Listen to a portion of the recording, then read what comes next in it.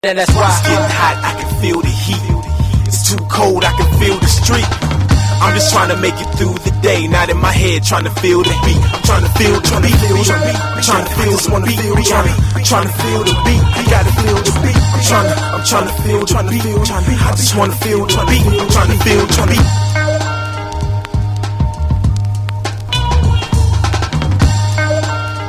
Feel the beat. 263 people have fallen victim to gun violence in the United States over the past 72 hours. Is now a good time to talk about gun reform? The George Croom Experience, presented by Ad Closure, the secret agent of top agents. Is your home being marketed or is it just listed? Tell your agent you want Ad Closure marketing to help sell your home faster. All right, welcome back to the George Croom Experience, everybody. I hope you had a fantastic weekend, man. I had a great weekend. Went up to my mom's house, spent a little time at the library with the kid, and, just generally enjoyed my family. So we're back, and I hope everybody had an equally wonderful weekend as I did. Dee kept still a little bit under the weather, so we're going to allow her to get her rest. So it's just us. It's just us and the people in the back, like we always say, and we're going to pay some bills. And we're going to get into this thing. So the George Croom Experience is presented by Ad Closure, the secret agent of top agents. Talk to your agent about adding Ad Closure marketing and sell your home just a little bit quicker. So we started this thing. We were talking about the Respect for Marriage Act on Friday, and I wanted to get back into it real quick. So let's spin it up, and we're going to talk a little bit about this Respect for Marriage Act from a different angle. So I brought up something last week about people who adopt children and the people who are in same-sex marriages and how they adopt children at a higher clip than people who are not. So I wanted to come back and substantiate that with a little bit of information so that we weren't just throwing it from the hip. You know, I don't want to just throw things from the hip. So here's the actual stat. So there's an estimated 2 million LGBT people that are interested in adopting. Over 43% of same-sex couples have adopted or stepchildren. 43%. Compare that to 10% of the opposite sex. So we're talking about an astronomical number of people who are in same-sex relationships who actually have children that are adopted.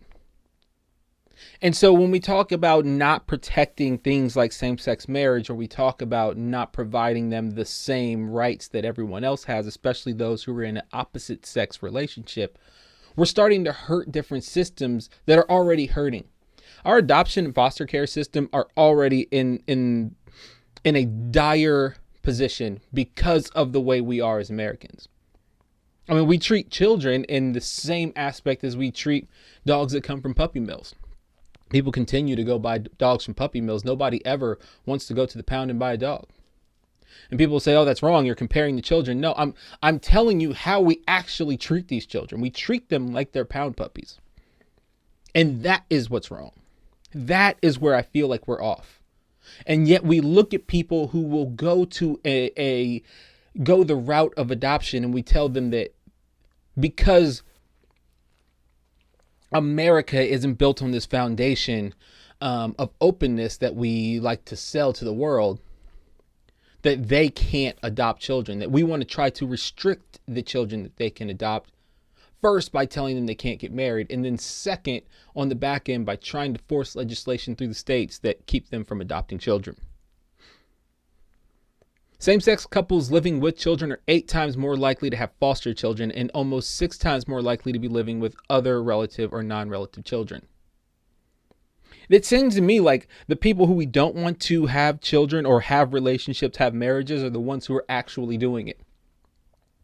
The ones who we say are not a family, the ones who we say are not the way marriage should be, are the ones who are giving us the model on what it looks like to be in a loving marriage. So what does that mean? That means we need to open up our minds and see the world a little bit differently, especially in our own country where we have beautiful examples like my friends here. Kate and Sarah are a beautiful example of what two people in love could be. And that's why I asked them to let me put their picture up while I talk about this and let them take me into the break. Because I truly believe in the relationship that they have and others like them. And we need to support LGBTQ people, not only being married, but being able to adopt children and grow their families, and stop forcing antiquated views of how the world should work on this community because we don't understand them. And that's just it. We've got the stats. You have them now. Let's try to proceed a little bit better. When we come back, we'll be talking to my boy JT about his apparel company, his logistics company, and family. Today is a family theme, and I want to stay on it. Thank you all. Thank you all for coming back day after day to watch this show. It's the George Croom Experience right here on YouTube. Happy Monday. We'll be right back. What is an asset-based lending philosophy? An asset-based lending philosophy focuses on assets instead of income. Let me explain. A traditional mortgage requires the borrower to prove they make enough income to cover their mortgage payment and all other debts. The amount of your income used to pay your debt is limited to somewhere around 50%. This means that if your debt is greater than the maximum debt-to-income ratio, your loan is denied. An asset-based loan doesn't use your income to qualify. It uses the property securing the loan and its ability to generate cash flow or appreciation as the primary qualifier. In a nutshell, G1 Commercial Mortgage is a bank alternative mortgage finance company for real estate investors. If you get denied by a bank or do not want to go through the traditional bank underwriting process, give us a call. All right, everybody, welcome back to the George Croom Experience. I have a special guest today, one of my favorite people in the entire world. I call him Jesse. You will not. His name is JT Turner, and we met when we were at basic officer leadership course for Intel, learning how to be the smartest people in the U.S. Army. And at first, he was very standoffish. That's why I won't call him JT. I don't know if he knows that. I won't call him JT because I think JT's the guy that doesn't want to be touched. So I call him Jesse because I learned to love this guy, and I've learned to appreciate him and his insight. And I think he's got some good things. He's working on a lot of things that I really wanted to talk about, and I wanted him on the show. So thank you for being on today. I can't wait to talk to you, man. How you doing? Appreciate you for having me, man. Appreciate you for having me. You hit that nail on the head with my personality, man. You know, I don't let everybody call me Jesse. You're not gonna call me Jesse. You call me Jesse, and I don't like you. I'm gonna look at you crooked. You know, other than that, you call me Turner or JT, bro. I don't get personal with people like that. But yeah, nail on the head. Been my voice since day one, man. I don't get down with a lot of people, but I get down with this man right here. So nice. Yeah. No, I trust me. I knew the first day I called you Jesse, I knew I was good enough to call you Jesse. I held it off. There was a long time I wanted to, but I didn't because I know you. yeah, you said Jesse. And then I think I looked at you and I was like, "Hey, man, I'm in close enough. I can do that." And you just stopped me, so I was good to go. Yes, sir. All right, Yes, man. sir. So before we get into talking about the things that you do, I want to talk first because you're a family man, and a lot of times we see people working, they're crushing life, and we think they must be single, they don't have children, or what have you. But that's not your case. That's not your story. And I want to understand that from your perspective. I know how I do it, but I want to know how you manage everything that you do and also stay focused on top of that.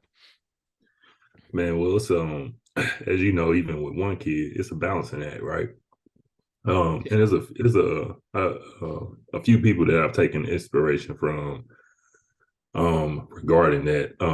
One, of course, is my parents, my mother. I saw her day in and day out grinding, you know, sacrificing for us. So I don't have an excuse, you know what I'm saying? That my mom came in and kicked butt like she did, still kicking butt. My baby brother just graduated high school. He's a freshman in college right now. So her last kid just got out the house. I'm second oldest out of 8. So I saw it done 8 times over. My grandmother was a mother of 15. Mhm. So I seen it firsthand over and over and over again. So I took, you know, observed it from watching their sacrifices, my dad's sacrifices. And then, of course, Kobe, RIP, was one of my mentors, whether he knew it or not. He said something one time. He said, my kids don't miss me because I work when they sleep. And Right. that hit home for me. So it means, hey, when I'm home, I'm home. Like I'm present with them. I'm gonna be as many functions that I can possibly be at. And then I'm gonna grind whenever they're getting their shutdown, their their sleep time or, you know, whatever else, to where they don't notice that daddy's not there as much as possible, you know. But, you know, obviously there are times when you got to make that sacrifice and like, hey, daddy can't be here, but they understand that you making that effort. Right. No, that's definitely a balancing act. Something that I've slowly learned, and like you said, I only have one, so I can only imagine in your situation how that feels. So that, Mm-hmm. yeah. No, I mean that, like, that's an inspiration though, because a lot of people need to know that, because a lot of people say, you know, it's hard to advance at work, it's hard to advance at home. I don't know what I'm doing here, and I think a lot of times we glorify it as if people don't have families. I'm like, Mm-hmm. and it is good to see. I see firsthand from your perspective how you do that balancing act, and it's amazing to me. So, um, let's talk about what you actually do. So outside of Tribe Apparel, though, you work with your brothers on another venture.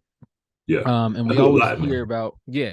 No, you got Tribe Apparel, you got your Justice Company, you got the military, you got, you know, home life, you got you got all types of things popping off. And but you work with your brothers, and people say working with family is difficult, but you are making that work. How is that? So it's definitely tough, man, and it's also, it's a season of life thing. It's where we're at in life right now. I tell people, when I told my brother this, we had a very real conversation. I was like, bro, I couldn't work with you when I was younger and we were younger, and he said the same thing. He was like, yeah, because I had to be the man, and I was coming into my own, and I wasn't, you know, egos and all that kind of stuff. We were, you know, Yeah. butting Hmm. heads. But where we at now in life is we understand we reached the age of maturity uh of understanding teamwork, and when the team wins, we all win. Right. And that sometimes somebody's going to be the star in certain aspects, and you might be the star in other aspects. So it's a give and take thing. But at the end of the day, man, we're kind of at the point to where like we're all just trying to progress together. And so like once you get that, as long as you have a common mindset, it's not that hard. It's not Right. that hard. Common mindset, open, frank conversations with people that can handle open, frank conversations, and you good to go. Hey man, I messed up today. Hey bro, like you gotta tighten that up. Like I ain't telling you this out of a place of, man, what are you doing? I'm telling you that this out of a place of like, I know you can do better. You know you can do better. Right. Here's what I see from my perspective, and this is how we can get better together. It's just like working as a team in practice. You know what I'm saying? If I don't go at you hard in practice, I'm doing you and myself a disservice. Because when the game comes around, guess what? We're all lost. Because I didn't come at your head in practice, you not as good as you should have been. I'm not as Absolutely. good as I should have been, and therefore the team isn't. So that's where that comes from. G1 Commercial is a proud sponsor of the George Croom Experience. Stay tuned because more is coming up. All right, so let's talk about the apparel side of what you do. What first drew you into that idea? The apparel space is so huge. What made you want to step out there and do those things? Man, the first time I can remember being drawn to apparel, I had to be like 10, 11 years old. I had to be. And first custom t-shirt that I not that I saw, but that I noticed. And I was like, man, how did how did you put that together? And they told me how they did the screen print with back then. I'm 35 now, so back then, it was, you was screen press and stuff. There was no internet Right. ordering or anything like that. You know what I'm saying? You went to the custom t-shirt shop and they had these prints in there and everything, and they did it like that. And I was like, that's cool. Yeah. And then just over time, just being young, you see people with nice clothes and stuff like that. I was poor, Brian had nice clothes. You know what I'm saying? So I saw people with nice clothes and stuff like that. I'm like, man, it'd be nice to, have nice clothes one day. And Right. then that went into like, well, what would it look like if I had my own stuff? So it was just, I would just doodle at times, and I would just doodle and come up with designs and stuff like that. Nothing crazy, just like stuff that, looking back at it now, it was always ideological type designs. Like it was an idea on the shirt. It wasn't, oh, this looks cool. It was, what's my mentality on the shirt, right? Right. Or whatever it was. And so that's where it originated at. And then just over time, it never really left me. It kind of kept coming back. And then like, about the same time I went to the military, it was just like, bro, like life waits on no man. So like, let's just put some stuff together. And so the idea behind my apparel has never really been to make money, is to inspire. Um, And so that's really where it comes from. So that's what I put it out for now. And then you see, I got the Tribe Life, you know what I'm saying, sweatshirt and fitted on right now. And that's just like I said, we talk about working with family and everything like that. Everything I'm about, it comes back to family. Right. And that ties into legacy and all that kind of stuff. So that's where it's pretty much rooted and centered in. One of my biggest things is I want to bring a pro basketball team to Baltimore. We got everything here. We got basketball, we got football. We can handle a basketball team. For the people that say we can't, DC has a football, basketball, baseball, and a hockey team. And DC is monumentally smaller than Baltimore is. So if they tell me it can't handle it, I tell them they're wrong. So those are 3 parts of my plan for legacy. What's yours? When it comes to legacy for me, man, and this is the first time I'm really gonna delve into it a little bit. So, exclusive interview. I'm about that's what we do here, man. This is that's why we call it the experience. Yes, sir. And I'll touch on another piece of that too, because now we're going down a rabbit hole a little bit, but this is good. This is storytelling, right? Mm-hmm. So taking a piece of what he started, the leadership, the values he instilled in all of his 18 children, the values that he instilled in the first generation grandchildren, that's still been instilled in the grandchildren, second and third today, and taking it a step farther. So like he built family. I want to build nations. You know what I'm saying? Right. So that's where I'm at, and that's where Tribe Life and all that kind of comes into play. Is that it is an idea. Obviously, I'm gonna take care of my family. My job is to make sure that they have the right mindset, that they have the right tools, right? Because you can be a parent, but you're not developing your children, you're not doing it right. Right. Okay. So like they should come out completely prepared, or at least almost 100% prepared for life by the time they're 18 years old. Absolutely. Whether it's work ethic, learning different languages, being as mentally and physically sharp as possible, spiritually sharp as possible, to be prepared for the rigors of life, because it is very rigorous. Mm-hmm. But my part in that is taking that, solidifying my family, but then also identifying and linking up with other families who have that same mindset, and then working together to create something that's bigger than any of us can do alone. Right. So my tribe, the Croom tribe, the Turner tribe, the Croom tribe, we get together and we say, hey, man, we got a vision for this, and we can think we can make it happen. Because, I know you have a similar mindset. So I'm identifying other individuals with similar mindsets like I have, and we're going to get together. And when, my tribe is eating, I'm going to do my best to make sure the other tribe is eating, and vice versa. You know what I'm saying? And then working together to make sure that we can create an environment or a world that is suitable for us, and then that we can thrive in. Everybody don't get the dream, you know what I'm saying? But you can help, you know what I mean? And so like, and as long as you're enjoying that process and you got the vision, at the end of it, once you get to the point, your furthest point, you're going to be satisfied. You know what I mean? Because you done journeyed, and you done got stories, and you know what I'm saying? You got value within everything that you've done. And so there's satisfaction in that too, so. Yeah, absolutely. Hey man, look, I know you got newborns over there, and toddlers, and a half grown woman in there. I'm gonna let you hop off so you can get your rest and go back to being dad, man. But I truly appreciate you for hopping on here, man. It's been a ride with this show, and having people like you that can hop on, tell their story, but also be supportive of what I'm doing. I appreciate you, and I love you, boy. Appreciate you, man. Appreciate you, G. Appreciate you for having me on the experience, man. And looking forward to seeing what you do with it, man. It's gonna be awesome. Yeah, no doubt. All right, appreciate you, boy. We'll be right back. Yes, sir. All right. Wait, bruh. Shouldn't every video your team puts out draw an emotion?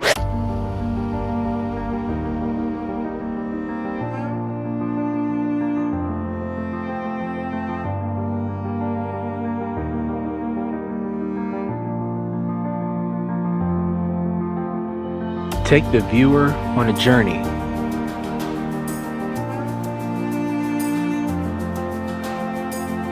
and highlights your markets as places they can live and call home.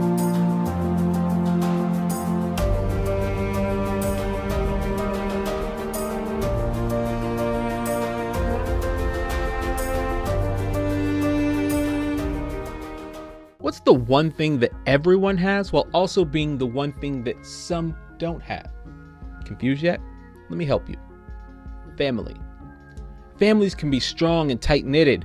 Some don't have blood relatives that they know or speak to, but have friends that fill voids that blood relatives never could. Still others don't have a family or close friends for that matter and walk around lonely and wanting as a result. My friend Jesse and Jonathan that I met at military training 4 years ago are the ones I go to when I have highs, lows, and successes, failures, and other things to share. They listen, provide feedback when needed, and empower me to be better sheerly through their examples.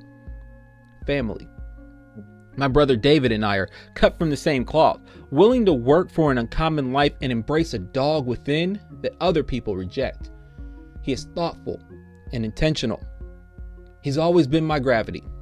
He pulls me safely back to earth whenever I jump without ever tethering me to the ground.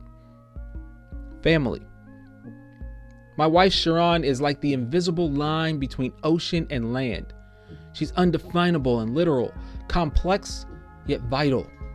In her I did not find a perfect woman, yet she is perfect for me. My son is my mirror. His eyes shine with innocence, but on occasion he looks inside of me. His gaze is raw, and in those moments, I know that his understanding of the world is delivered through me. Family. See, I happen to be lucky enough to have one, and while it's oftentimes a mixed bag in all its facets, they are the ones that make life worth it for me. The very people that give greater purpose to everything that I am. As we get closer to the holidays, family becomes more of a focus for some, but I want to encourage everyone to find the good and embrace the love of their families 365 days a year. I'd also like to invite you to seek out others that may not have the feeling of family this holiday season. In whatever capacity you can handle, allow them to cling to your tree and grow with you as you reach towards the sun. Be good to each other. I'll see you tomorrow.